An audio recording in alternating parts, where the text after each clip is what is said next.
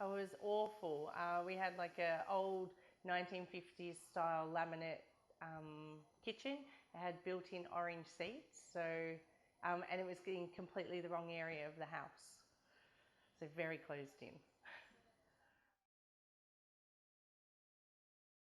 I think we were pretty open to what sort of design. We just needed it obviously to be more functional.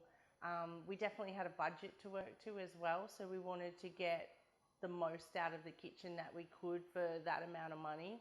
And we really just needed, I guess, storage, which we weren't really sure that we would get in a galley style kitchen, but we've got tons of storage. We were going for an earthy sort of palette, but we still wanted it a bit modern, and I think we actually did really well going with a little bit of black, not too much black, and then a grey sort of neutral colour. But we definitely didn't want a white kitchen. There's a couple of favourite things I love about my kitchen. One is the matte black cabinetry.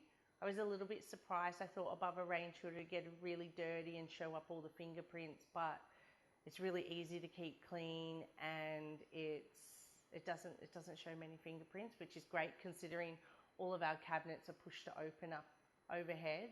And then the second thing I love is the shark nose edging on our stone bench tops. I think it's very nice, very glamorous. Well, we used Caesar stone bench tops in Excava. I was a little bit wary of the colour because I had seen it before and I wasn't sure it would 100% go with what we were trying to achieve, but we think it looks amazing. They were fantastic. From start to finish, like, we had really good communication. We knew when everything was arriving. We had an installer, Frank. He was amazing, and his team were really good. The extra touches of like the LED lighting just really made a difference.